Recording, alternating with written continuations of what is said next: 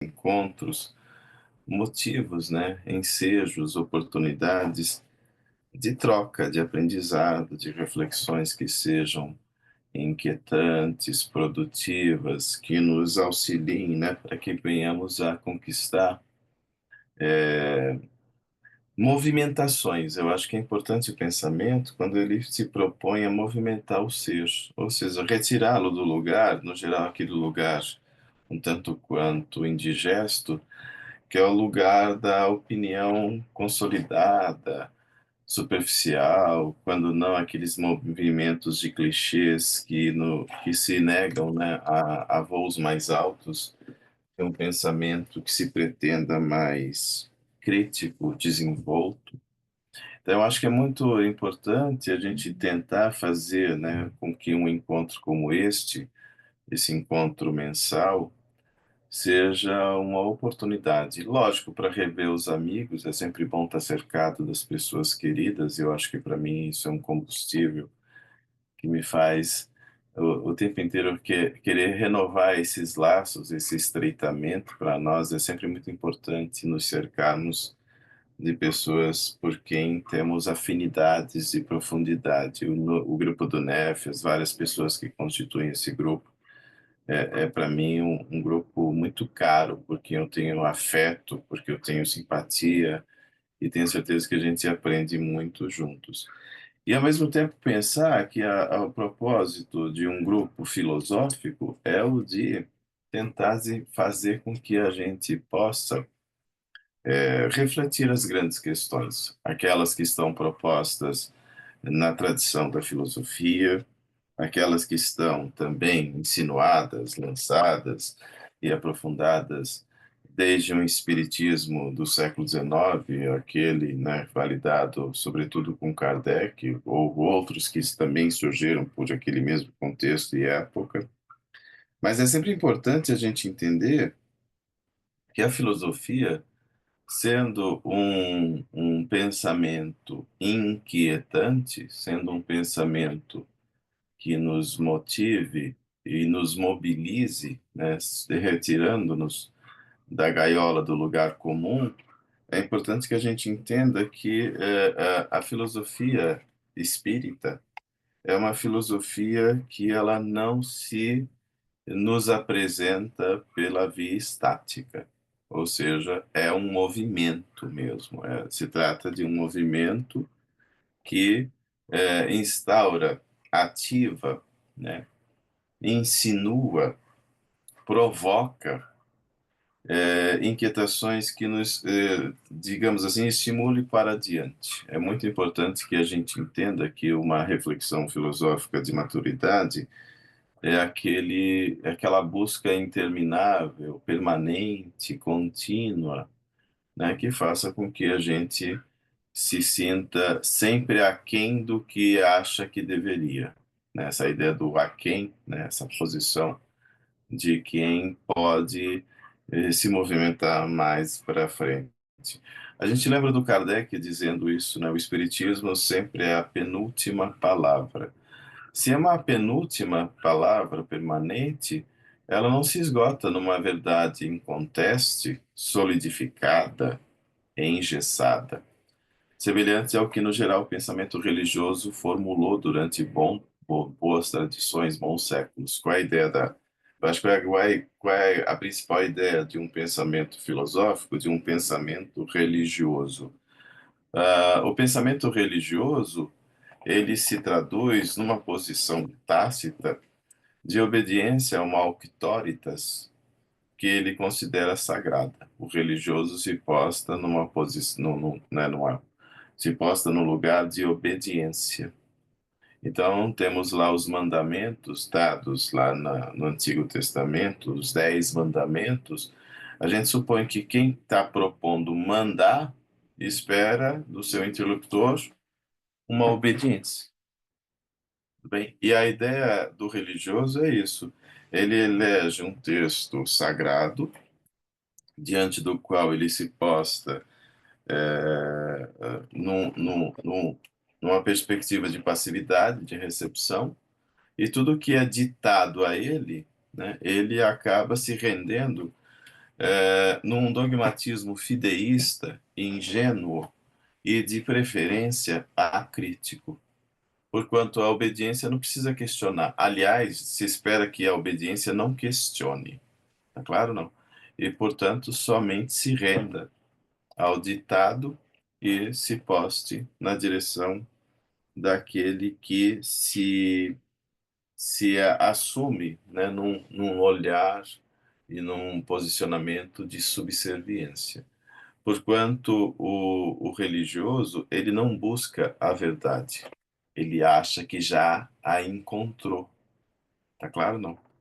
E a verdade está toda solidificada, estratificada, engessada num texto que ele confere valor de sacralidade. Essa é a ideia do religioso.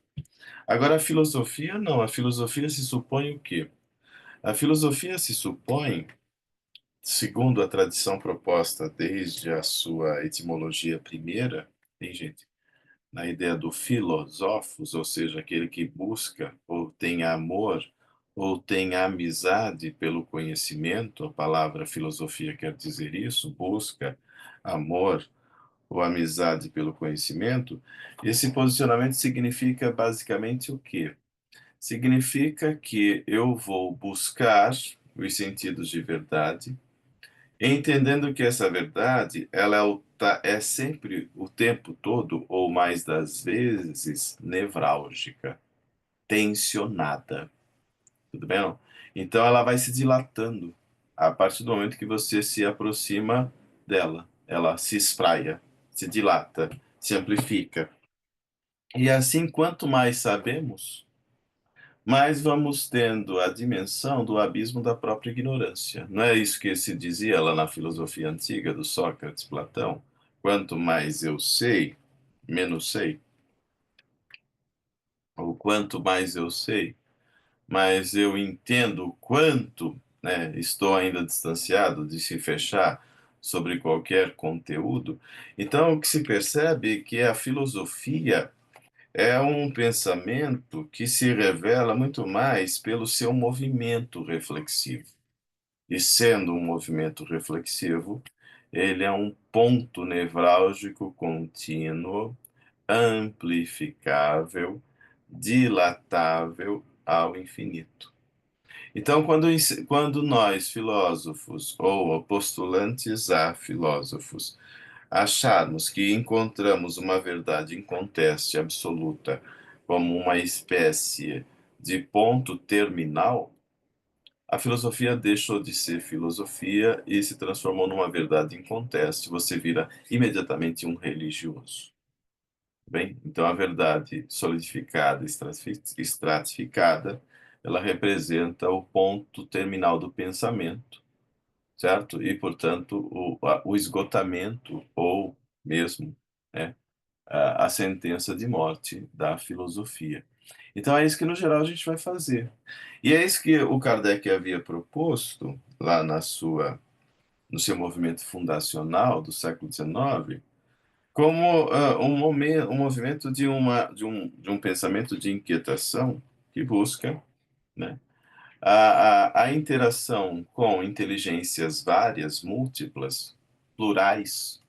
E ao pensar essas inteligências várias, múltiplas, plurais, ele considera uma polifonia, uma dialogia amplificada, com interlocutores de variados tipos e graus, de adiantamento, de atraso. Ele dialogou com toda a ordem de espíritos. E nesse diálogo, nessa interação profícua, ele foi percebendo que nenhum espírito ali que se revelou tinha um conhecimento absoluto sobre o que quer que seja. Mesmo os espíritos mais adiantados, eles se colocavam num patamar de horizonte de abertura sobre muita coisa. Claro, não. Então, nenhum pensamento se revela ou se revelou como uma verdade conclusa, incontestável, absoluta, engessada, estratificada, ou o que quer que seja isso. E aí a ideia, por isso que o Kardec havia dito que a hipótese espírita é andar a par e passo com os desenvolvimentos tanto filosóficos quanto científicos. O dia que a ciência descobrir que nós espíritas estamos equivocados em um ponto, abandonemos com tranquilidade aquele ponto e permaneçamos com a mentalidade mais racional, a mais crítica, a mais desenvolta possível. Tá vendo? Então, essa é a ideia e a postura de quem pretende perceber que o ponto final não existe. Estamos sempre numa reticência. Sabe aqueles pontos de reticência que amplificam ad infinitum as variadas perfeições. E é nesse sentido, o que que isso representa? Isso representa que os horizontes foram produzidos historicamente. E, portanto, o Kardec, ele tinha condição de dialogar com aquilo que havia sido produzido no seu próprio tempo. Claro, com tudo, com o ônus, né, com o bônus, com, né, os lucros e prejuízos desse recorte histórico. Então a gente precisa entender que o Kardec é uma mentalidade do século XIX dialogando com os seus pares, tendo os seus interlocutores imediatos e sabendo que outras contribuições viriam após ele. Então o Espiritismo, como não é um sacerdócio organizado, né, tipificado pela ideia mesma de religião, já que religião a gente supõe uma hierarquia, a gente supõe um rito visível, a gente supõe um sacerdócio organizado, a gente supõe uma sacralização de figuras, de personas, quanto da letra, né? O Espiritismo não se enquadra nesse perfil religioso, consoante o termo foi sendo estratificado ao longo dos séculos. Assim sendo, o Espiritismo, sendo arredio a esse tipo de é, emparedamento, ele se propôs numa ideia muito mais dilatável e desenvolta, que é a ideia de um pensamento sem amarras, sem grilhões, sem algemas. É claro, não. Por isso que o Kardec não pode ser tomado como uma persona absolutamente inquestionável. No Espiritismo, ele nunca havia dito isso, né? Ele não era uma pessoa inquestionável, devemos questioná-lo, devemos colocar o seu pensamento sob, né, suspeição, testar o mais possível, fazer com que a razão seja provocativa em relação a tudo e todos, sobretudo com Kardec e com os demais, mais ainda, aqueles que vêm depois, os seus epígonos. Questionarmos sempre, permanentemente, como exatamente o Kardec fazia em relação aos espíritos com os quais ele interagia. Ele não aceitava nenhuma verdade sem atravessar aquilo de um modo provocativo, com o propósito de elastecer paradigmas, reflexões e conteúdos. É essa a ideia. O Kardec, ele dialogava com os benfeitores espirituais, com os espíritos superiores, quanto com os inferiores, vis a vis.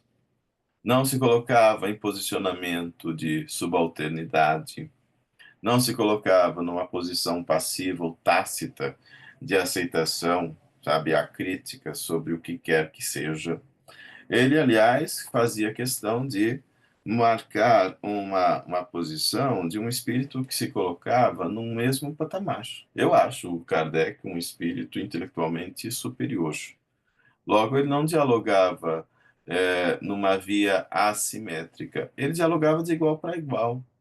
E os espíritos superiores, por serem superiores, não se incomodavam por isso. Não se incomodavam por isso. Eu acho que isso é legal, isso é uma ideia bastante importante, porquanto tende também a criar um olhar crítico de desmistificação e de demitificação do fenômeno mediúnico.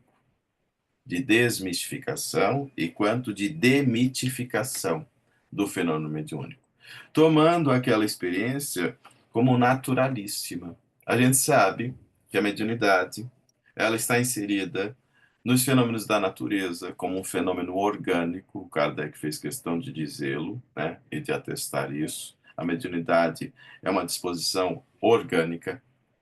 A moral, ou seja, independe da moralidade, encontramos médiuns de uma moralidade superior, quanto médiuns de moralidade duvidosa, como é próprio da vida humana em qualquer setor de atuação e interação social.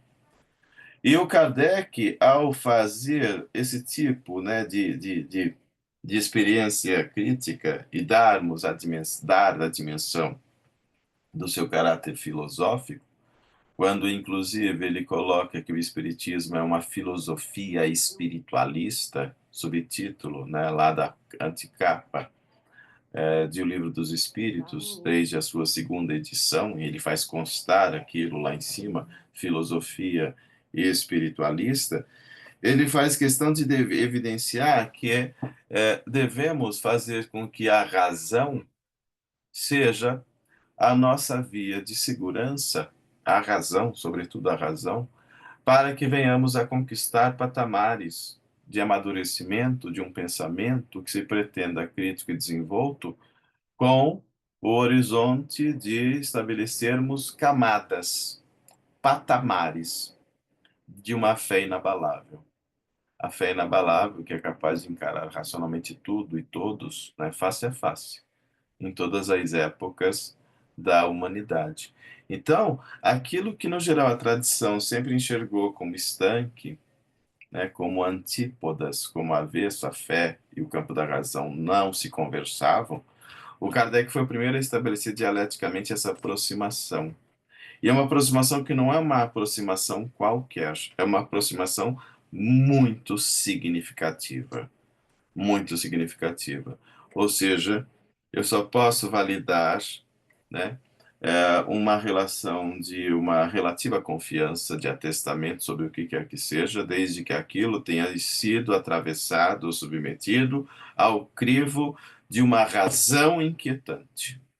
Porque é assim que a fé inabalável se confirma, se materializa. Percebe ou não? Então, eu acho que é muito importante isso, por quê? Porque estamos, claro, somos brasileiros e estamos atravessados de uma inquietude, inclusive do ponto de vista de uma espécie de modelo dominante, hierárquico, estabelecido por uma federalização de um contorno de espiritismo à moda brasileira, que foi absolutamente deu as costas a isso que o Kardec propôs. E ao dar as costas a essa perspectiva, se criou o quê? Uma assimetria, uma espécie de via sacerdotal daqueles que se enxergavam mais iluminados do que outros. E a partir daí, o que foi sendo enxertado, né, no final do século XIX, para adiante, e que nos chega até o presente, é uma via que, no geral, é muito reagente ou refratária a essa vocação filosófica do Espiritismo. E o Espiritismo, na moda brasileira, no movimento espírita brasileiro, assumiu um contorno de tradição mística, né, aquilo que o Herculano Pires chama de igrejismo espírita. E nesse sentido desse misticismo que foi dominando, né, assumindo um caráter hegemônico, inclusive nos ditames daquilo que hoje entendemos como movimento espírita brasileiro, o caráter crítico, o caráter dialético, o caráter de desenvoltura de um pensamento arredio, inquietante e, ao mesmo tempo, né, em abertura, ele foi perdendo espaço, foi perdendo vez, foi perdendo voz. Tá claro? E isso acabou estabelecendo um horizonte beato, místico, acrítico, em que se tem um discurso é, é, traduzido por uma ideia de sujeição das consciências, de aceitação tácita. E quando se tem um vínculo de sujeição, a liberdade como que se ausenta e o discurso fica dogmático. Tudo bem? Não. Quando a liberdade se ausenta, quando o discurso se transforma em um discurso de autoridade, a hipótese filosófica como que se esvazia ou fica muito opaca, e, obviamente, o discurso assume uma feição religiosista, mística portanto, de caráter violento. De caráter violento. O que eu quero dizer com violência? Por favor, eu quero que vocês me entendam porque eu uso o termo violência. Violência no caráter, no sentido de quando a relação entre sujeitos, um é tomado como objeto, deixa de ser sujeito. Quando na relação entre sujeitos, um é tomado por objeto, ou seja, é o que tem de obedecer, esse discurso é violento. Quando na relação entre humanos, um é tomado de modo desumano, um é tratado de modo desumano. Ou quando na relação entre iguais, um é tratado de modo desigual. Um pensamento que tenta cooptar o outro por uma sujeição ou um regime hierárquico de sujeição, esse discurso deixa de ser livre e ele passa a ser um discurso de servidão. Porque é exatamente isso que o modelo teocrático da antiguidade se revelou na relação com os seus no seu próprio tempo histórico. Tudo bem? Então, essa ideia de um mandamento exigir a obediência alheia, a obediência dos demais. A relação de uma auctoritas que se coloca num patamar de superioridade, os demais ficam num patamar inferior. Então, essa relação, ela é de cima para baixo, ela é vertical, ela é assimétrica. Logo, a relação da liberdade também foi para o espaço. Então, a ideia filosófica de um espiritismo livre supõe exatamente essa postura que o Kardec havia proposto lá no século XIX, quando ele falava com os espíritos de igual para igual. Claro, numa relação cortês, cordial, educada, transparente, de uma amizade. O que é a amizade? A amizade é a relação entre iguais. A amizade é a relação entre iguais. Então, eu acho que essa amizade pelo conhecimento é o sujeito, independente de quem seja, assumir um lugar não de passividade, não de subserviência, mas um lugar de protagonismo. Todos aqui somos seres dotados pelos mesmos atributos, consoante a questão 23 de O Livro dos Espíritos. Somos todos seres assinalados ou atravessados como princípios inteligentes. Se somos princípios inteligentes, ninguém aqui tem um lugar de privilégio ou superior a quem quer que seja. Estamos aqui desse mesmo ponto de partida, dotados de inteligência, portanto, partícipes de uma racionalidade contínua, de um movimento que nos convida a perquirir, a buscar cada vez mais. E como somos seres atravessados por um princípio espiritual, enquanto princípio inteligente, movido pelas afecções com o qual interagimos no mundo e somos afetados por esse mundo, além de seres dotados de intelecto, somos também seres dotados de afeto. Eu gosto disso, né? A gente aprende isso com Spinoza. O Spinoza, o filósofo do século XVII, nos fala a respeito. O que quer dizer isso? O conhecer é um sair de si, o amar também é um sair de si. Quando eu conheço, eu saio de mim intelectualmente, pela via do intelecto, querendo saber sobre as causalidades de tudo que me cerca, inclusive da causalidade de mim mesmo. Quando eu saio de mim afetivamente, eu sou movido pela ideia de amor. O amor é um afeto, né? É um modo de sair afetivamente na direção do meu próximo. Então, é aquela ideia do conhece-te a ti mesmo, lá do pórtico do santuário de Delfos, gnoti se auton, né? Gnoti-se auto, conhece-te a ti mesmo, é um modo de sair de si, na direção de si, afirmando-se a si, promovendo-se continuamente. Mesma coisa quando eu amo a Deus acima de todas as coisas e ao próximo como a mim mesmo. Significa que eu saio de mim, me buscando, né, sentidos de afirmação e de afinidade com o pensamento divino, de adequação contínua e progressiva, isso eu vou exercitar na relação com o meu próximo, e isso vai dar sentido de sustentação, de renovação e de melhoria qualitativa de mim mesmo, pela via da consciência, onde se encontra inscrita a lei de Deus. É assim que a gente aprende, certo ou não? Eu acho que é bastante interessante, porque a gente precisa entender que enquanto os seres cognoscentes, sujeito cognoscente, enquanto ser afetivo, essa partilha do conhecimento e do amor nos dá, né, um caráter de uma experiência efetiva e afetiva muito interessante, bastante instigante, e que não podemos negligenciar sob hipótese nenhuma, percebe ou não? Não podemos jamais abdicar do nosso protagonismo intelecto-moral, do exercício desse protagonismo intelecto-moral. Então, esse exercício de um protagonismo intelecto-moral deve ser um participativo, permanente, contínuo e como que efetivo, para que as nossas potencialidades alcancem novos prismas, novos horizontes, né? Novos sentidos existenciais. Então, nesse sentido, o que que é o espírito? A gente sabe, o espírito lá no grego é pneuma, é um ar, né? Pneuma é um ar. No alemão é Geist, né? O espírito é um pneuma. No alemão é um Geist, ou seja, é um gás, é um ar. Ou seja, são sempre imagens de movimento, né? O ar, um gás, aquela coisa que dá ânimo, né? Ou que anima tudo o que existe. Então, esse sentido do espírito como um ser ânima, como um ser movimento, faz com que a gente pense pela via da maneira como eu interajo com tudo que me cerca. A maneira como eu interajo com tudo que me cerca.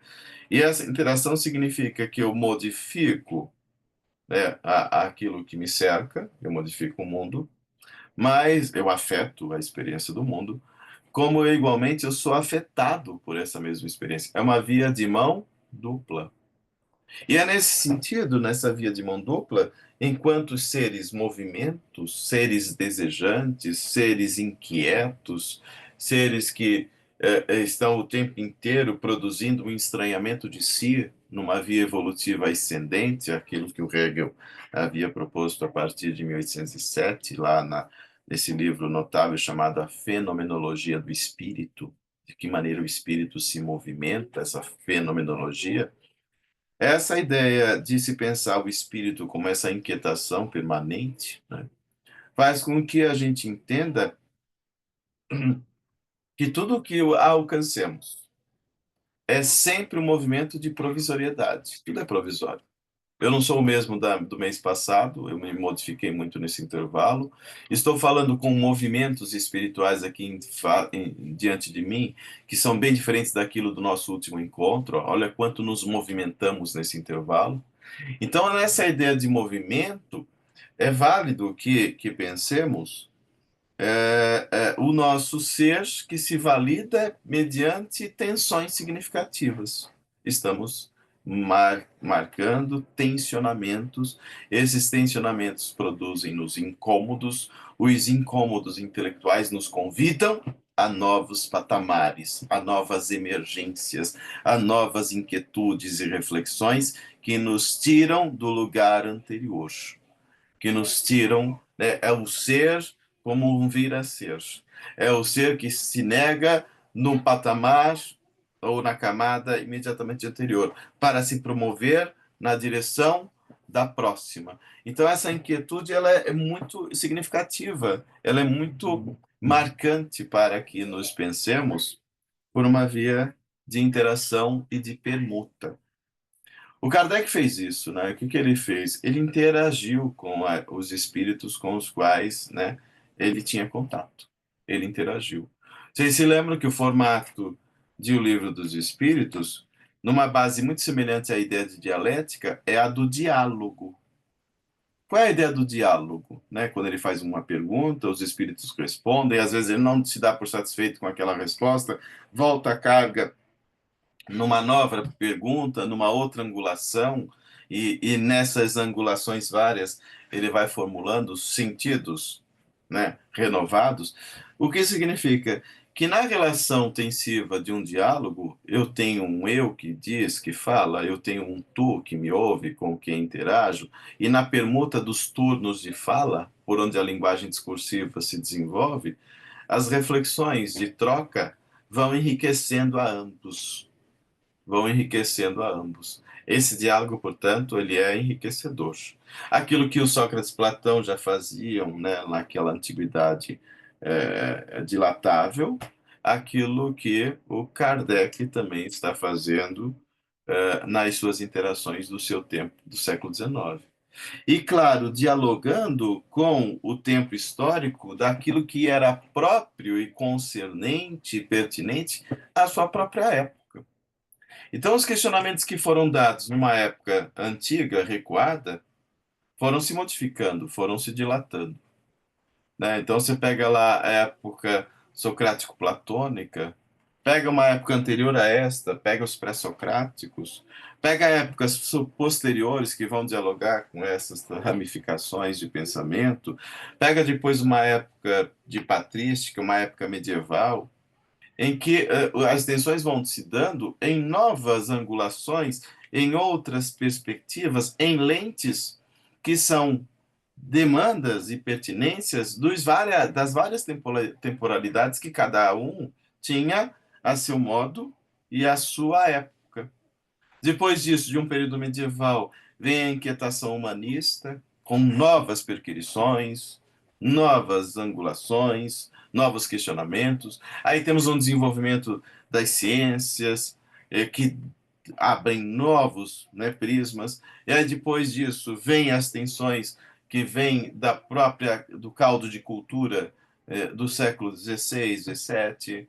Aí vem Lutero, que vai tensionar com o catolicismo, depois vem ramificações dentro do próprio protestantismo, aí depois vem questionamentos desconstituindo ou deslegitimando aquilo que a razão não mais, né, se dava por satisfeita e, portanto, dando outros saltos que vão dar um novo estatuto de alcance e desdobramento filosófico-científico para aquilo que a gente entende como conquistas dos séculos XVI e XVII.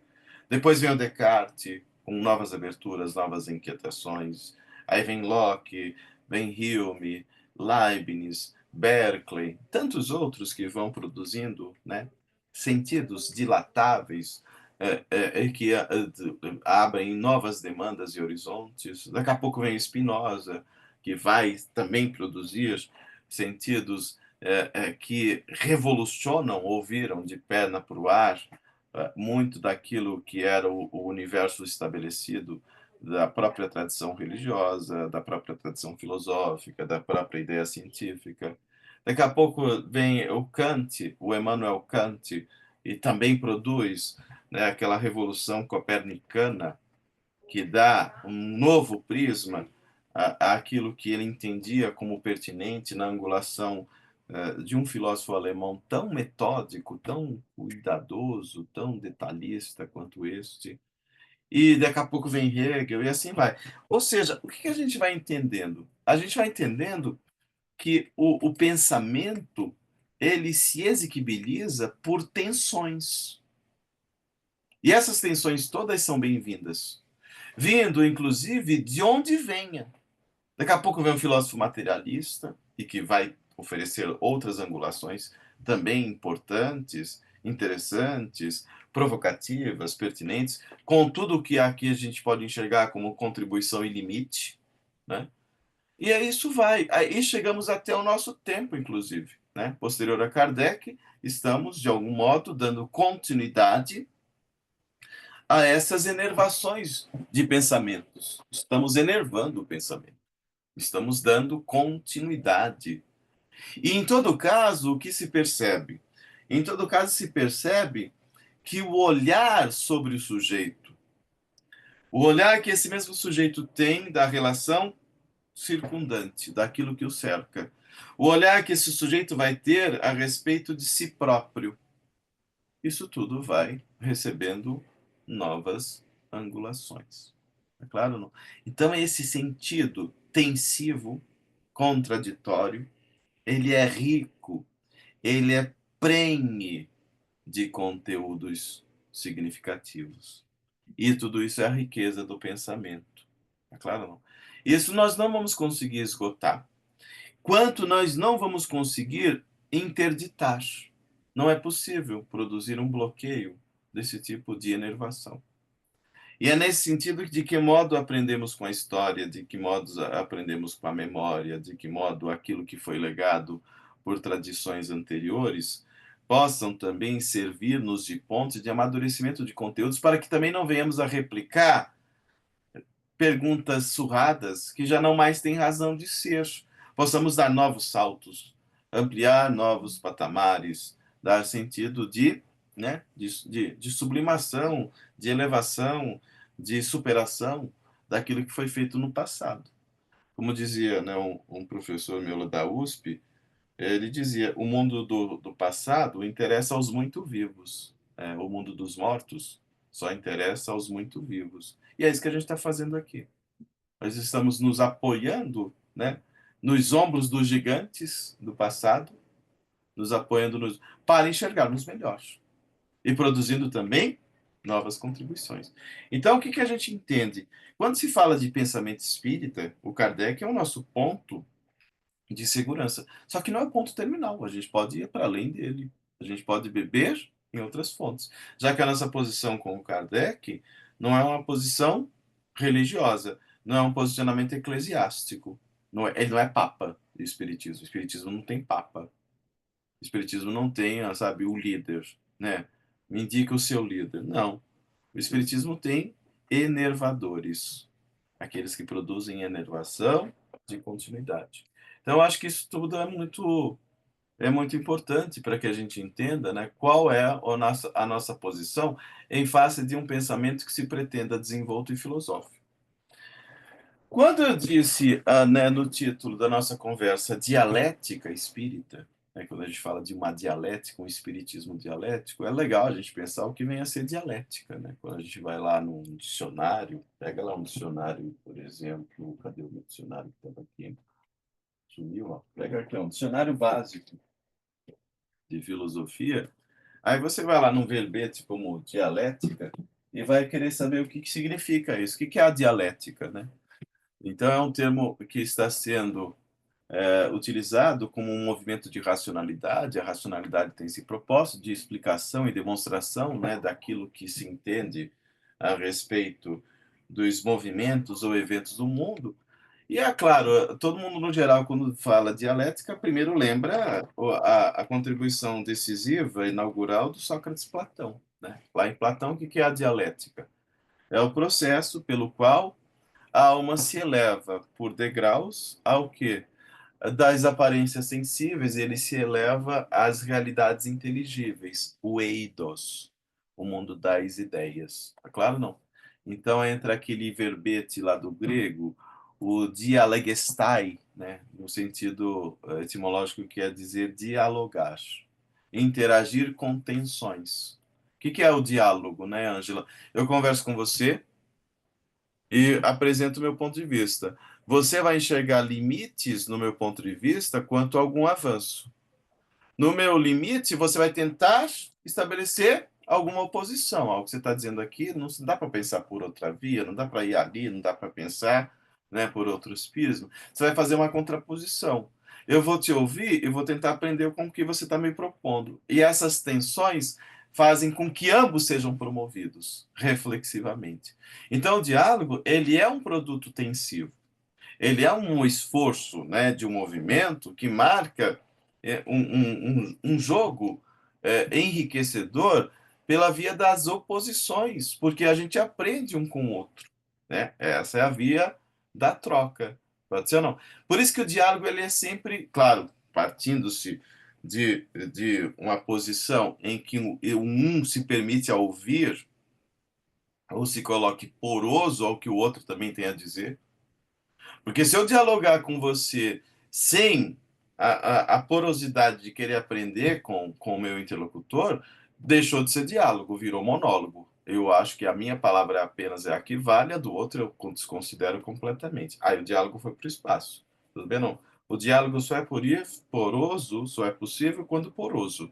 Ou seja, quando eu acho que o outro tende a me acrescentar sobremaneira. Tá claro? Não. Então, quando a gente vai lá no Platão, a gente aprende isso, né? Fazer com que, através da permuta de interlocutores ou de turnos de fala, é um instrumento em que, pela interação, se estabelece um movimento de busca, um movimento de busca de uma verdade, né? Alguns chamam de pedagogia científica do diálogo, né? Então, nós vamos dominar as nossas pulsões corporais, vencer a crença dos dados da vida cotidiana, do mundo comum, sensível, e alcançar um novo patamar, né, na percepção de realidades insuspeitas ou de realidades mais amplificadas, né? O Aristóteles vai dizer também a dialética. Quando a gente pensa o Aristóteles lá, ele vai pensar a dialética como uma dedução a partir de premissas prováveis. Nós nos lembramos da noção mesmo do próprio silogismo, né? Então, aquele silogismo fundado em premissas consideradas válidas ou verdadeiras, que concluindo-se num horizonte de superação, né? Então, esse silogismo dialético, ele apresenta uma estrutura de necessidade em que, né, a conclusão vai nos dar um outro patamar de apreciação de conteúdo. Isso é importante também ser entendido. Agora, modernamente, a contribuição inestimável veio a partir do Hegel. É o Hegel que vai, né, oferecer uma enervação de um sentido muito produtivo de dialética, que nos interessa muitíssimo, né? Quando se tem a conversa do Hegel lá na Fenomenologia do Espírito, aquela obra importantíssima de 1807, tudo bem, não? Que o Hegel vai propor? A dialética em Hegel como um movimento racional no qual, na interação, se procura superar uma contradição. Tudo bem? Não é exatamente um método, mas é um movimento conjunto do pensamento e do real. Então, ele diz lá o Hegel, chamamos dialética o movimento racional superior em favor do qual esses termos, na aparência separados, o ser e o nada, passam espontaneamente uns nos outros, tudo bem? Não? Em virtude mesmo daquilo que eles são, encontrando-se eliminada a hipótese da sua separação. Então, o Hegel, né, vai pensar a história, né, como uma sucessão de momentos, cada um deles formando uma totalidade, um momento que só se apresenta e se valida opondo-se, né, ao momento que o precedeu, negando-o, portanto, e manifestando, né, as suas insuficiências, os seus limites quanto às suas contribuições, com o propósito do quê? Com o propósito de oferecer horizontes parciais, mas ao mesmo tempo interagentes, por onde se alcance uma via de superação. E, portanto, ao se promover uma via de elevação, se alcança um outro estágio superior que vai se firmar de novo como uma tese, que vai encontrar, por sua vez, contraposições, limitações, insuficiências quanto a aproveitamentos, a partir de onde, tudo bem, não? Novas problemáticas vão sendo insinuadas e, ao mesmo tempo, se oferecem aberturas de resolução quanto de superação daquele conteúdo. É aquilo que a gente aprende com um verbete em alemão, em Hegel que propõe esse verbete, que é o Aufhebung. Vocês se lembram, né? E Aufhebung no alemão quer dizer muita coisa. Quer dizer superação, quer dizer conservação. Quanto quer dizer num dinamismo de assimilação de conteúdos, mesmo que ainda em oposição, com o propósito de um novo patamar, de uma nova elevação. Então, essa ideia do Hegel, eu acho que ela é muito importante, porque nos dá um sentido de encaminhamento do movimento do ser na história. Somos seres históricos. E sendo seres históricos, vamos produzindo novos patamares de interação e de conquistas. E nesses novos patamares de interação e de conquistas, somos como que convidados a sairmos do posicionamento anterior. Somos convidados a assumirmos novas angulações e perspectivas. Eu acho isso muito legal, né? Isso é bastante importante, né? Então, o pensamento, a partir de uma desenvoltura dialética, procura, né, pelo movimento, deduzir um sentido de totalidade ou de caráter metafísico dessa mesma dialética numa via de horizonte e de amplitude. Eu acho isso muito, muito legal, né? É com isso que o Marx vai interagir. O Marx vai se apoiar, por exemplo, na ideia hegeliana, né? Ele vai, como o alemão, sofrer uma influência do Hegel, e o Marx vai fazer dessa dialética um método, né? Insistindo na necessidade de considerarmos agora a realidade material. Ele está supondo não mais um mundo transcendente, ele pensa o lugar histórico de um materialismo que ele tem, né, em face da relação social, né, ou do jogo social, a realidade socioeconômica, e essa realidade da vida social, sobretudo pelo prisma socioeconômico, da predominância das contradições específicas que surgem, né, no movimento da relação do ser em face das demandas dos seus vários tempos, né? E a partir dali ele vai desenvolver, a partir dessas contradições específicas, uma tensão de base que ele vai chamar de luta de classes. Então ele vai produzir ali a sua enervação, né? Propriamente uma enervação de pensar o sujeito em face das questões e demandas do seu próprio tempo, numa perspectiva, atenção, importante, a perspectiva do Marx, ela é materialista, ela é materialista. E é isso que interessa pensar sobremaneira, tudo bem não? Nos interessa pensar sobremaneira a perspectiva materialista do Marx. Claro, com vias a tentar produzir a assimilação quanto posições de discordância. A gente deve, inclusive, fazer isso, claro. E é nessa via que a gente enxerga o espírito transitando nos vários patamares conscienciais, e nesse trânsito do espírito, nesses vários patamares conscienciais, ele se vale tanto da via espiritual que o motiva enquanto princípio inteligente, quanto da interação com o mundo que é dado através da experiência material, daquilo que o Kardec, inclusive, havia refletido como a necessidade da encarnação. Qual era a necessidade da encarnação que o Kardec propôs enquanto questão? Acho que é a questão 132, se não me falha a memória. Para se pensar, para que a necessidade da encarnação? Qual é a necessidade da encarnação? O desenvolvimento das nossas potencialidades intelecto-morais. Então, é necessária a encarnação? É, é necessária a encarnação.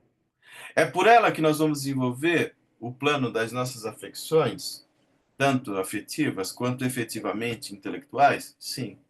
Dá para se evadir disso? Não. Enquanto seres históricos, nós transitamos nas experiências. Nós somos seres em trânsito, em movimento nessas experiências. Portanto, todas elas são sumamente significativas e importantes. É claro, não? Por isso que nós estamos aqui animando, né, é, né, por várias vias, por vários tempos, corpos materiais. Qual é a ideia?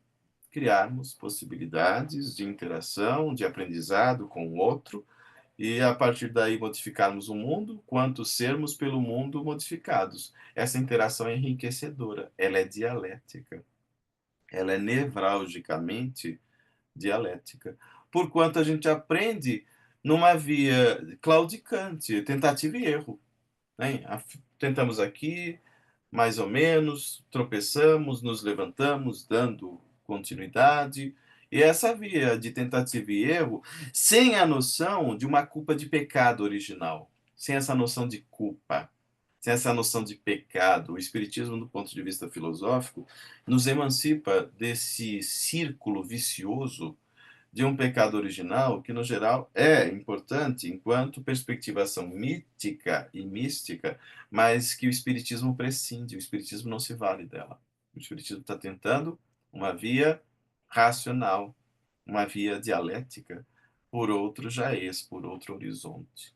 Ô, gente, tudo bem para vocês? Eu estou falando demais, eu sei que eu chateio vocês. Eu queria que vocês, por favor, é, falassem alguma coisa. Eu estou aqui falando muito e eu posso estar falando muita besteira. Como a gente é dialético, eu suponho que vocês também tenham Ô, contribuições, Carlos, discordâncias. Eu acho que é legal a gente tentar trocar essas figurinhas. Fale, Ângela, minha Carlos, amiga. a gente pode relacionar com a lei de causa e efeito, quando você fala da reencarnação, que ela faz parte de um processo de crescimento, a gente pode relacionar tudo isso com a lei de causa e efeito? É plausível, é pertinente, é possível, desde que eu não pense essa via de relação de causa e efeito por uma via que não seja pedagógica. Quando, no geral, a gente carrega muito essa relação de causa e efeito por uma perspectiva punitivista, a gente incide no modelo religioso, que, no geral, Kardec talvez queira nos propor superar.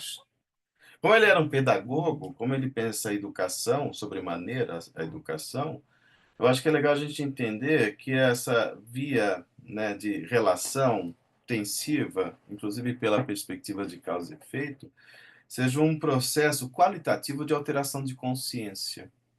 E sendo um processo qualitativo de alteração de consciência, a gente aprende por tentativa e erro. Então o erro não é problemático. O erro, ele é constituinte, ele é processual, ele faz parte. Sabe não? Então a gente aprende errando, a gente aprende acertando. Aprender errando é aprender de um jeito que a gente possa não repetir mais de uma vez, ou mais de duas, ou mais de três, mas evitar, né, aquele círculo e, portanto, superar isso. Eu acho que é legal a gente pensar que espírito, né, enquanto ser desejante pela via do intelecto, ele é um ser que tem memória.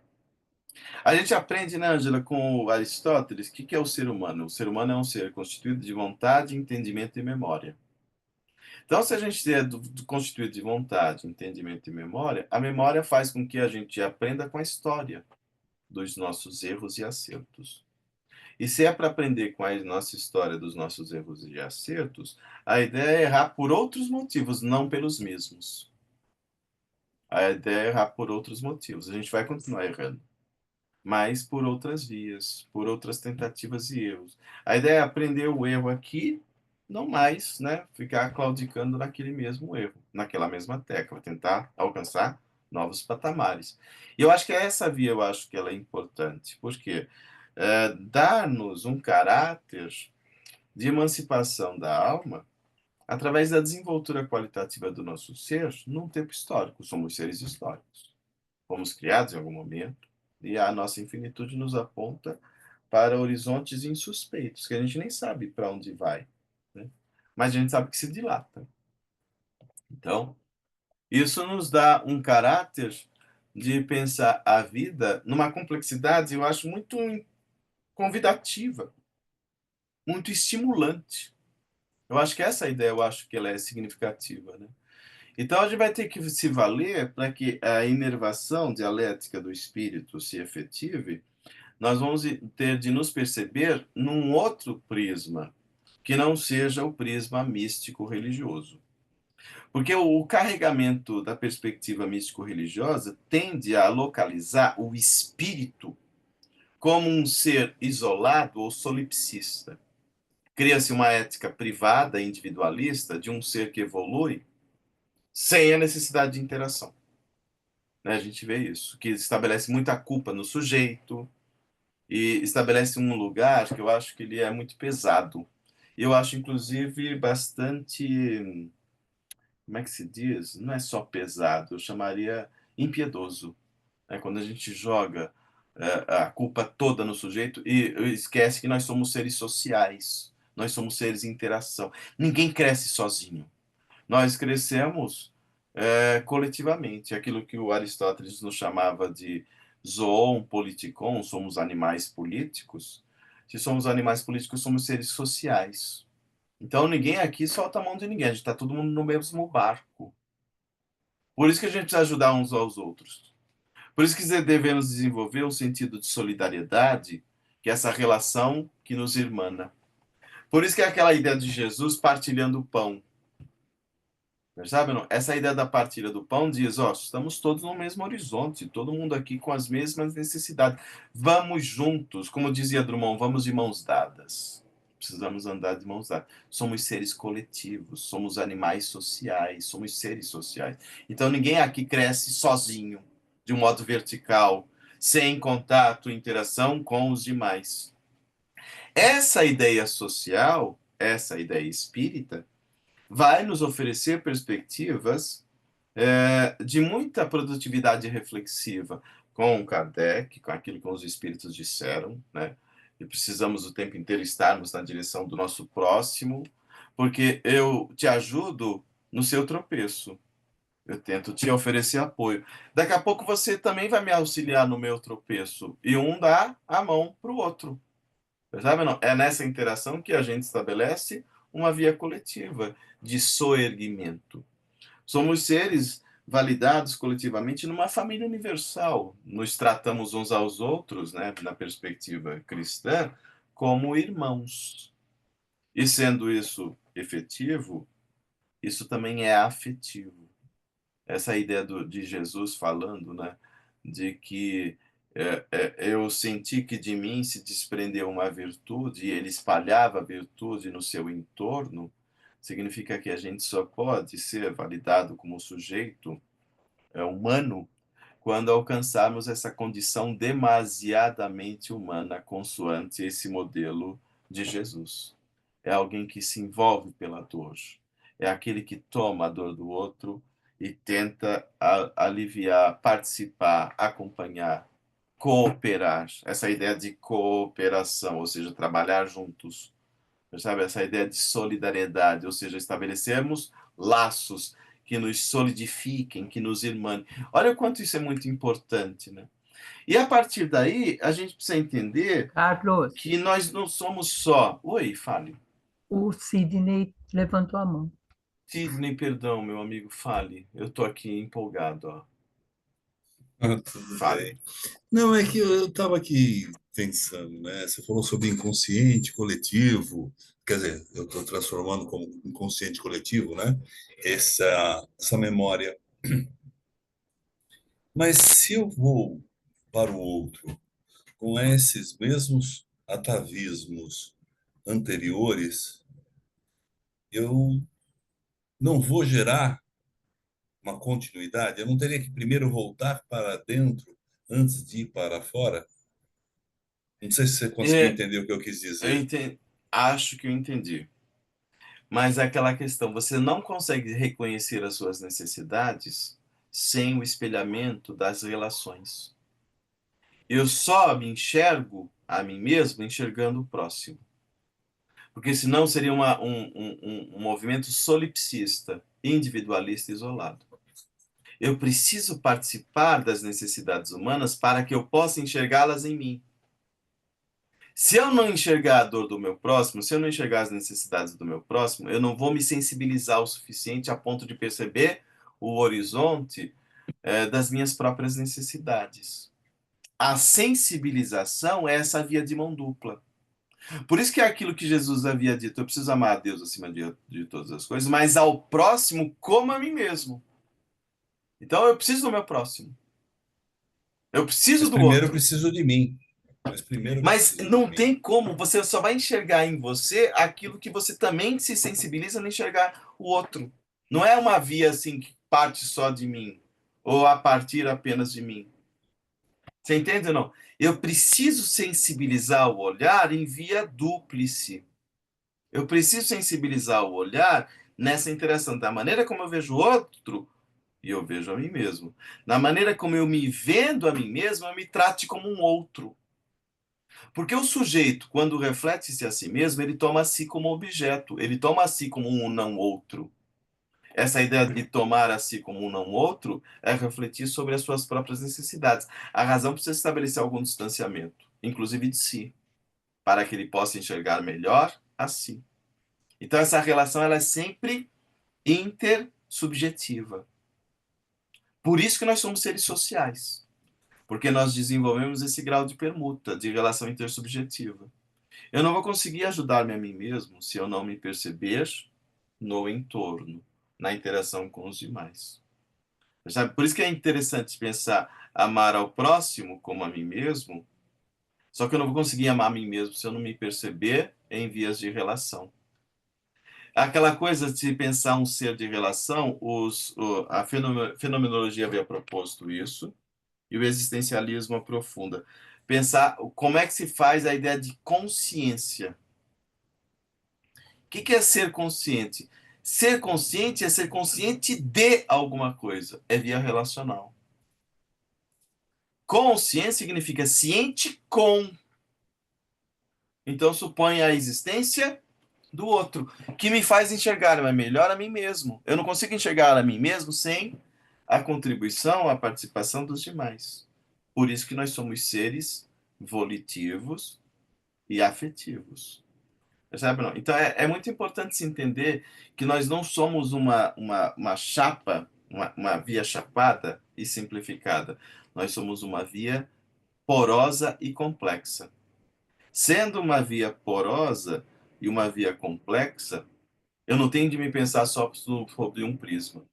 Nós somos o quê? Nós somos agora, por exemplo, aqui agora.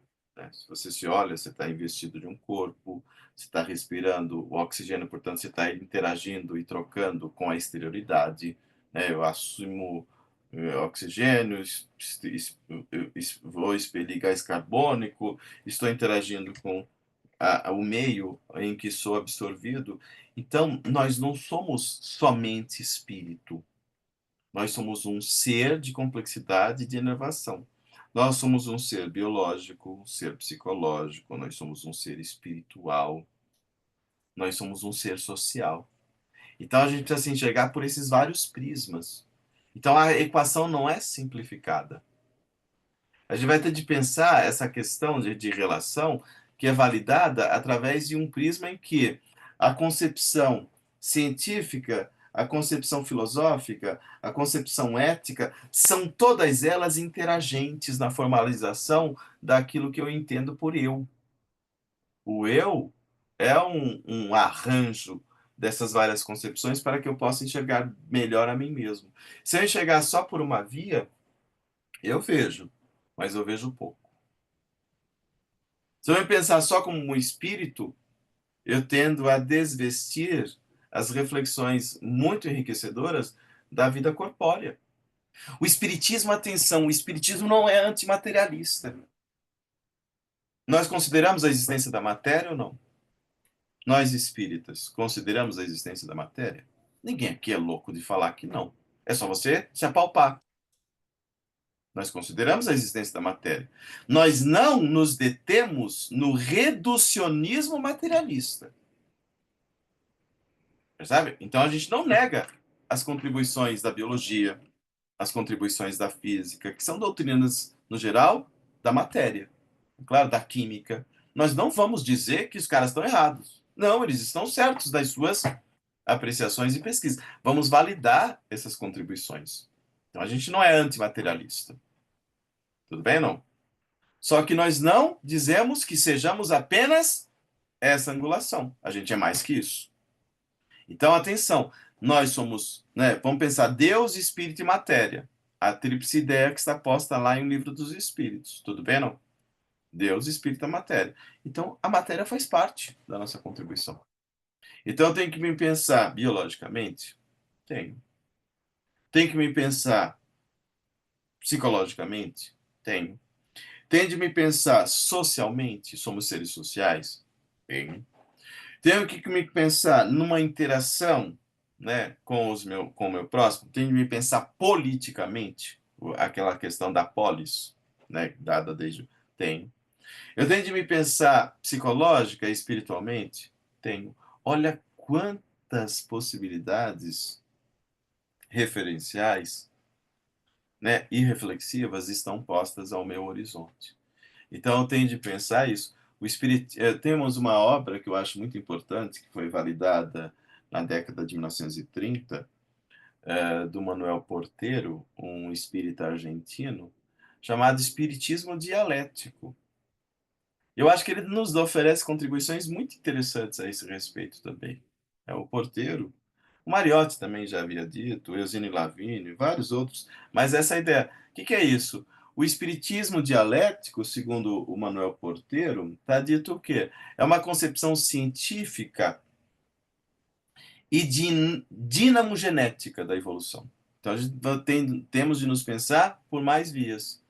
Explicando o que, nessa concepção científica e dinamogenética, temos de nos pensar em seres transitando ou em movimento dialeticamente como seres evolutivos, certo ou não? E nesse sentido, estamos aqui buscando, na concepção científico ou dinamogenética, nós vamos tentar explicar os fenômenos do universo em seu movimento causal e dinâmico, considerando, claro, as contradições necessárias e as transformações graduais e as transformações bruscas que estejam nos horizontes, né, de um pensamento que se pretende desenvolto.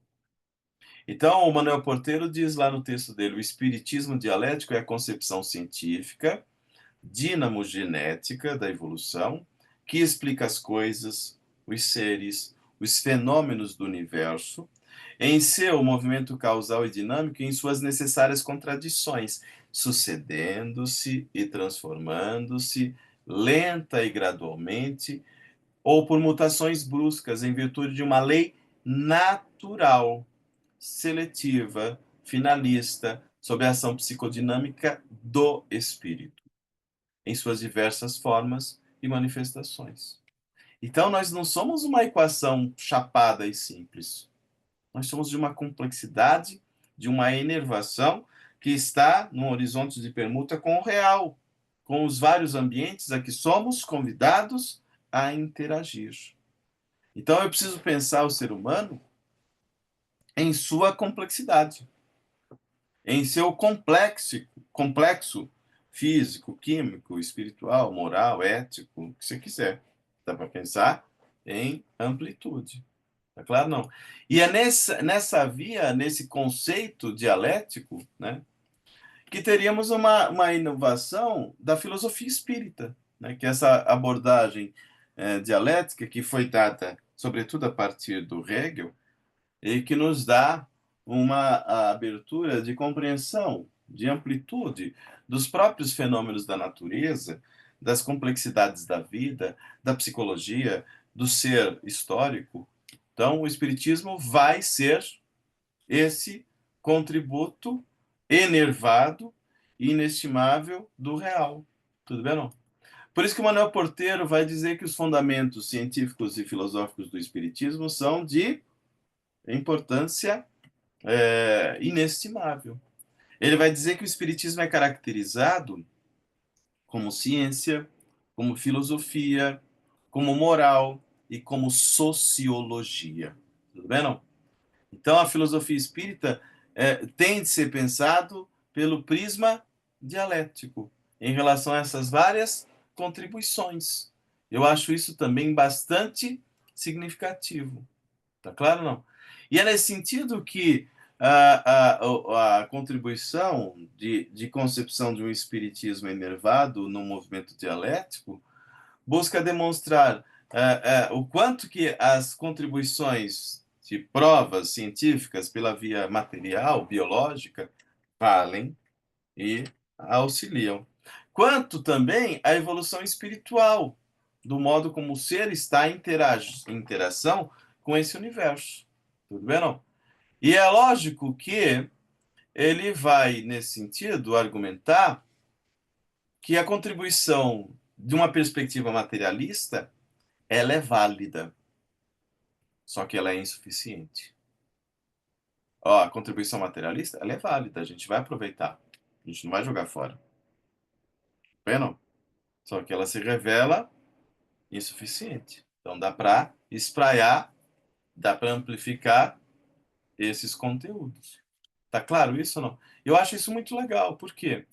Se a gente pensa em um princípio dialético, né, nós vamos perceber que fatos estão em porosidade, em interação, em abrangência, e, portanto, a tese materialista acaba estabelecendo uma espécie de corte brusco ou manietante, né, limitado, dessas considerações mais enervadas. A vida é um dinamismo complexificado em que o ser espírito é validado evolutivamente ou historicamente, ou o que você preferir. Então, vida e história são vistos como processos contínuos de movimento e transformação, né? Onde nada é estático isolado. Nada é estático ou isolado. Tudo é movimento, tudo é permanência, tudo é nevrálgico, como pulsões que nos lançam para adiante. Então, a evolução é um processo de mudança contínua, constante, onde formas e qualidades estão em contínua permuta. Tudo bem, não? A essência permanece, o princípio inteligente, mas ele se qualifica, ele se promove a novos patamares, a novos olhares, a ótica se dilata, a abrangência se vê como que, né, enervada por novas contribuições. E é nesse sentido que a causalidade espírita, né, ou que se costuma falar de lei de causa e efeito, é uma continuidade do espírito humano através dessas múltiplas existências, e nesse sentido, tanto o determinismo histórico, atravessado pelas demandas de certas temporalidades, quanto este ser em movimento, esse ser em evolução, estão em contínua interligação, interconexão e interação, em que há uma influência de mão dupla. Eu influencio o mundo e sou pelo mundo influenciado. Por isso que a gente contribui para o mundo. Por isso que é necessário o nosso potencial partícipe da experiência. Eu preciso promover esse mundo. Porque o mundo, tendo a minha contribuição, também vai me contribuir muita coisa. Percebe, não? Então a gente vai ter que pensar isso. E se a gente ainda pensa em sentido lato de um ser transitando temporariamente várias vezes pela experiência corpórea, ao promover o mundo, eu, claro, estou promovendo aquilo que eu vou receber daqui a pouco de novo. Eu vou estar de volta aqui mais vezes. Então, eu tenho de também pensar que esse mundo precisa da minha contribuição a benefício do meu próximo, que vai disso se beneficiar, ele vai se beneficiar disso, quanto a mim mesmo, que também vou aproveitar um mundo diferente. Percebe ou não? Então, essa ideia de um ser dialético, ele tem de pensar de que modo estamos afetando o mundo, né? De que modo, né? Todas essas considerações, elas são explosivas e moventes. Então, eu preciso ler os materialistas? O que vocês acham? Também. A perspectivação de filósofos materialistas me ajuda a perceber muita coisa? Sim, não vou perceber tudo, mas me ajuda. Eu não vou jogar fora. Entendeu? Não. Ah, eu tenho que pensar filósofos de uma perspectivação existencial? Ajuda. Eu tenho que pensar filósofos numa perspectivação socioeconômica? Me ajuda a pensar a interação. Sempre por uma via dialética. Eu tenho que pensar filósofos de contribuição em de um elan vital, de uma energia, de uma intuição. Vamos ler Bergson? Vamos ler o Bergson. Vamos ler o Sartre? Vamos ler o Sartre. Vamos ler Merleau-Ponty? Vamos ler os frankfurtianos? Vamos ler Zygmunt Bauman? Vamos ler todos eles, e todos eles têm lentes nas suas considerações que nos auxiliam poderosamente. Percebe ou não? Então a gente vai perceber que o indivíduo ele é um ser social. Sendo isso, ele está relacionado com a família, com o povo, com a nação, com a humanidade, com o universo. Nós somos enervados nesse real. Nós fazemos parte desse real. O todo se constitui como todo pela parte de que somos também contribuintes. Então, eu preciso entender, num sentido, inclusive, amplificado, de uma ordem cósmica, que merece a minha contribuição. Eu preciso participar disso. Então, o aperfeiçoamento, o desenvolvimento do espírito, do ser, né, envolve uma teleologia, tem uma finalidade. Nós temos uma finalidade? Temos. Um desenvolvimento infinito das nossas potências intelecto-morais a benefício de mim mesmo, quanto do ambiente e das demais pessoas com as quais eu tenho de interagir. Então, isso eu acho que é bastante importante. Então, dialeticamente, precisamos perceber que não estamos como que despropositados na experiência do mundo. Nós não somos seres despropositados. Temos um propósito. Qual é o propósito? Dar vazão às nossas potencialidades. Nós não vamos negar nenhuma delas. O Aristóteles tem razão. O ser precisa se validar no seu sentido mais, né, concentrado quanto amplificado para que ele possa alcançar uma potência, aumentar a sua potência de agir. Aumentando a sua potência de agir, nós vamos amplificar o nosso grau de interação positiva.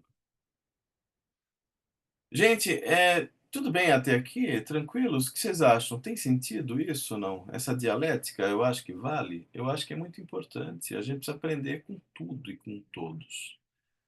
Tem um certo posicionamento de um intelecto inclusivo. O que quer dizer inclusão? Tudo que o outro me oferece pode me fazer pensar melhor a respeito de mim mesmo. Eu preciso incluir as contribuições dos demais que estejam em torno. Uma que nos retira da pretensão de querer achar que sabe tudo. A gente não sabe. A gente está longe, né, de alcançar esse patamar. Eu preciso do outro. Eu preciso pensar por uma angulação que eu não havia pensado. É o outro que vai me oferecer essa angulação. Eu preciso pensar fora de mim. Há inteligência fora da minha caixa de considerações. Há muita inteligência fora das nossas caixinhas de considerações. Nesse sentido, a gente não pode jogar nada fora. A gente pode filtrar. Não vamos assimilar tudo completamente e de modo tácito e passivo. A gente não é uma esponja amorfa. Bem, a gente vai filtrar muita coisa. A razão é para isso. É para estabelecer filtros. Mas a gente não pode se negar à posição humilde de aprender com o outro. Aliás, é por aí que a gente cresce. A gente se apoia mutuamente. A gente cresce Carlos, uns com os outros. Fale, Anatólio, meu amigo. não sei, minha imagem parece que sumiu aí, mas não Não é sei se vocês importante. estão vendo minha imagem. Estamos te ouvindo perfeitamente. É estranho, minha imagem sumiu. Não, você falou no Manuel Porteiro, eu agora fiquei com vontade de saber qual é o tamanho do movimento espírita na Argentina. Se equipara ao do Brasil? Como que. Hoje, eu não saberia dizer. Hoje eu acho que não tem mais aquela inervação que teve no passado. Mas antes foi um movimento espírita muito atuante. Então você pega lá Humberto Mariotti, o Porteiro, tudo bem, não? E foram intelectuais decisivos no sentido de se pensar o espiritismo dialético, numa Aham. pauta, né, de contribuição daquilo que o Kardec havia feito. Ah, Quem tá. teve uma interlocução muito produtiva com esse movimento espírita argentino foi o Herculano Pires. O Herculano Tá. Pires teve, né, a interação com esses nomes citados, e lá o movimento espírita foi bastante ativo, assíduo e produtivo. Hein, Anatólio? Entendi. Foi um movimento Tá. assíduo, ativo e produtivo, de uma intelectualidade bastante interessante, né? Então, o movimento espírita argentino foi um movimento bastante importante e que, no geral, foi absolutamente negligenciado no Brasil. O que fizeram com o Herculano Pires no Brasil, fizeram com esses outros também. Isso é importante. Então, esse movimento espírita hegemônico da FEB acabou elegendo uma via rostanhista e mística, religiosa, inclusive de idolatria de médiuns, até hoje. E o espiritismo crítico, ou os intelectuais espíritas críticos, como foram escanteados, negligenciados. Por isso que a gente Tá. sabe que o Herculano foi tão maltratado no Brasil. O Herculano Pires, que foi um filósofo espírita muito interessante, muito produtivo, ele foi absolutamente maltratado, né, pelo nosso movimento espírita, né? Nunca alcançou lugar e voz e vez de visibilidade condizente com o tamanho intelectual que ele tinha, o Herculano. Com toda isso aqui, com todo aquilo que a gente possa concordar ou discordar do Herculano. Eu tenho muitos pontos de concordância com o Herculano, vários pontos de discordância com o Herculano, mas eu não posso dizer que ele não foi um intelectual qualquer, não. Ele foi um intelectual bastante significativo, mas que foi negligenciado, isolado, escanteado pelo nosso movimento igrejeiro. Mesmo porque ele que foi quem denunciou isso, por isso que não gostavam dele. Foi ele que Aham. falou do nosso estado de igrejismo espírita. Tudo bem? Então ele obviamente mexeu com o status quo, né, com a hegemonia da sua época. Na década de 60, 70, né, ele foi sobretudo uma persona não grata pelo movimento espírita, porque era um pensador crítico. Era um pensador que, claro, foi tomado por indigesto por muitas pessoas dentro desse mesmo movimento espírita brasileiro. Então, eu acho que é importante isso. Eu acho que da nossa parte, nós outros aqui do NEF, né, que pontuamos por uma filosofia espírita, nós precisamos estudar todo mundo, gente. A gente precisa estudar essa gente. Precisamos estudar esses vários autores que produziram contribuições inestimáveis, perspectivações de grande valia e que, no geral, é quase que desconhecido. O Kardec é desconhecido, né? A gente sabe. O Kardec, no movimento espírita, é um ilustre desconhecido. Quem sabe de Kardec? Tirando grupos isolados que o estudam com seriedade, eu acho que o nosso grupo é um caso, a gente estuda Kardec com seriedade. Vamos ser honestos. Desculpa, vamos falar bem baixinho para ninguém ouvir. A gente está isolado. A gente, a gente é, né? A gente é isolado. E muita gente aí já está, né? Considera Kardec uma moeda proscrita, ou seja, sem valor nenhum. Por isso que a gente ficou tão místico, tão igrejeiro, tão idólatra, tão, né? E etc, etc. E a gente está tomando, né, muita coisa que é bastante discutível, como se fosse a crista da onda. Então, eu acho que a ideia da filosofia e da filosofia espírita é um posicionamento crítico, racional, de desconfiança de muita coisa. Vamos desconfiar, gente. Vamos parar de ser ingênuo, né? Vamos desconfiar de muita coisa. E desconfiando a gente cresce, eu acho. A dialética é a desconfiança também. Lembra do Kardec? O Kardec desconfiava. Ah, e tem uma mesa que está se mexendo aqui, vem cá ver. Ele fala, como assim mesa que se mexe? Não, não aceito isso não. Como é que pode um objeto destituído de nervo e inteligência se mexer? A primeira posição dele foi de não aceitação. Pô, intelectual é para isso.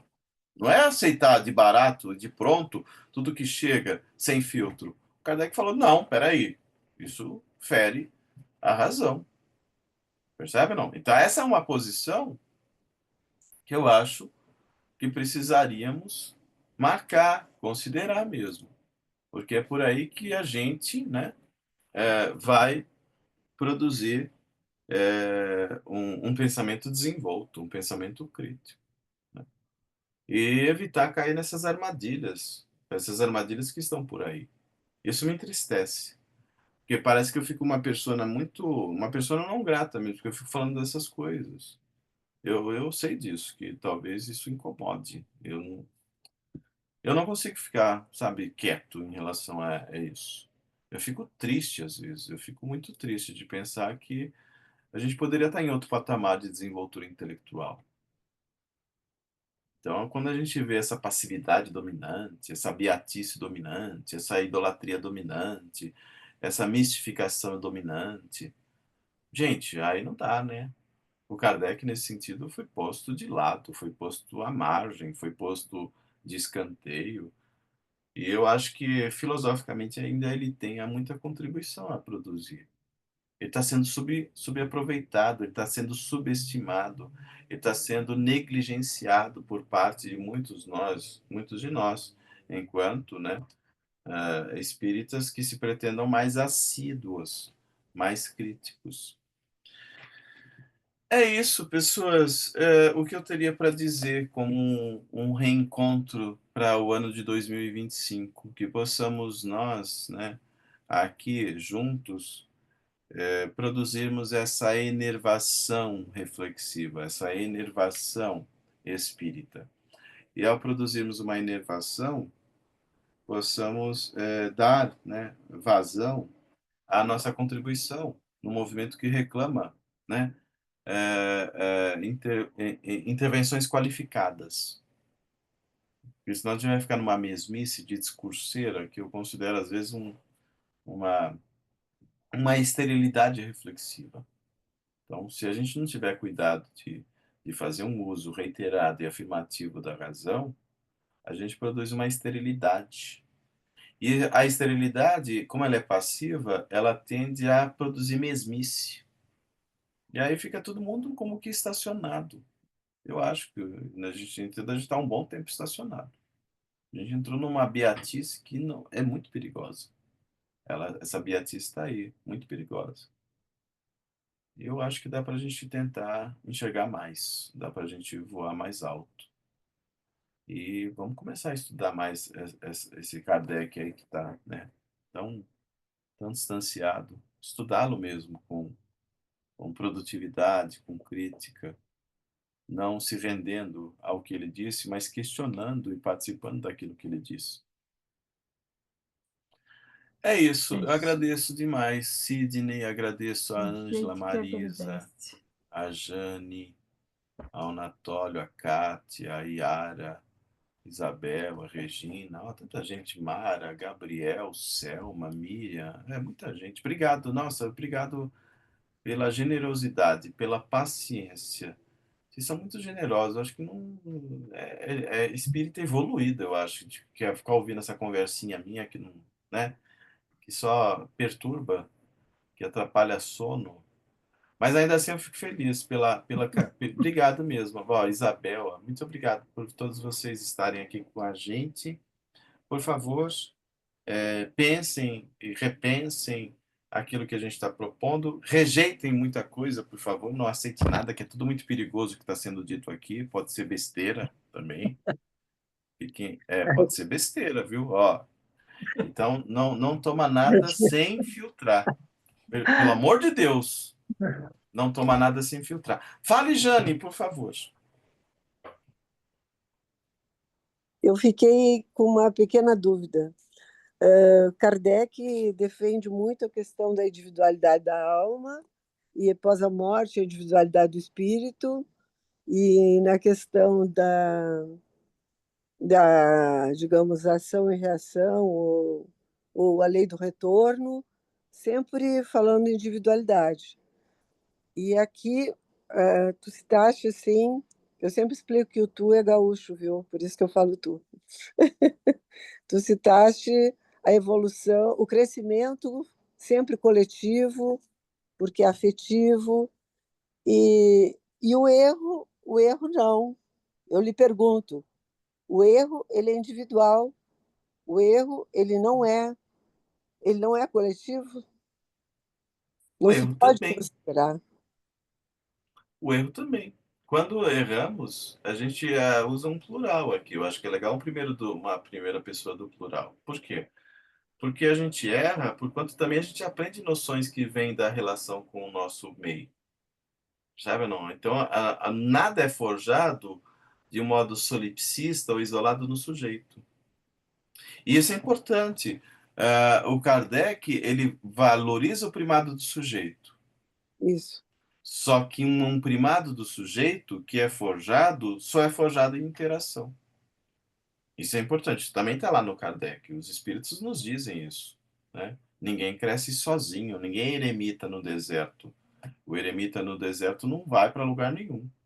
Então é muito importante, enquanto seres sociais, a necessidade da encarnação é essa permuta com o outro. E eu acho Por, que isso é importante. Por isso que eu O sempre acerto e o ouço. erro, ele é partilhado. A gente erra junto, a gente aprende junto, a gente acerta junto. A gente cresce junto. E crescer faz supor errar e acertar em permuta. Porque a gente aprende muito com o outro. E aprende, às vezes, nem sempre legal. A gente aprende distorção também. Então, o erro é partilhado, não é isolado. Porque senão a gente entra na ideia de culpabilizar o sujeito. Isso eu acho que é muito cruel. É muito cruel culpabilizar só o sujeito. A gente é um ser, a gente supõe que essa vida só é dignificada quando partilhada.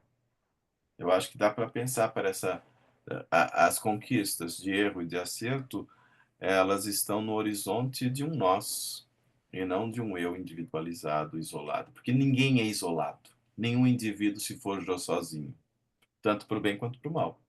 Nenhum sujeito se forjou sozinho, tanto para o bem quanto para o mal. Então, quando eu tomo uma atitude de violência, eu fui influenciado por outros que me ensinaram a fazer daquele modo também. Quando eu tenho uma atitude preconceituosa, esse preconceito foi aprendido. Então, não veio só de mim esse preconceito. Quando eu sou negligente em relação ao meu próximo, essa insensibilização não veio só de mim. Ela foi também partilhada. Então, tanto para o Mas a erro quanto para o lei, a acerto, lei, desculpe interromper, mas a lei de causa e efeito, ela vai agir individualmente, não? não apenas. Não apenas. Porque não é um fato isolado que vai determinar o ser ou quem você é. Você não é um ser isolado. Não é individualmente. Essa ideia liberal individual, eu acho que ela é muito problemática, porque ela é egocêntrica, ela é narcisista. Essa noção liberal, egocêntrica, narcisista, a gente precisa ter muita precaução com ela. Sim. Eu acho que é importante se entender isso. Somos seres sociais. E seres sociais, quando um fale, a falência de um é a falência de todos. A falência de um é a falência de todos. Por isso que eu preciso me ocupar do meu próximo. Por isso que Sim. Jesus se ocupava do próximo. Porque a falência de alguém que tropeça e eu não ajudei, o tropeço não é só dele. Faltou alguém para ajudá-lo também. Então a gente pode pensar que a gente tem que tomar a conquista quanto o prejuízo como horizontes coletivizáveis. São coletivizados também. Quando E por que alguém será? envereda pelo mundo do crime, o cara não entrou no mundo do crime sozinho. Tem um dado social que atravessou a vida dele também. Ele é interação, é permuta, é via de mão dupla. Tem um dado que é dele, mas tem um dado que foi dado pelo meio. Porque nós somos seres Uhum. sociais.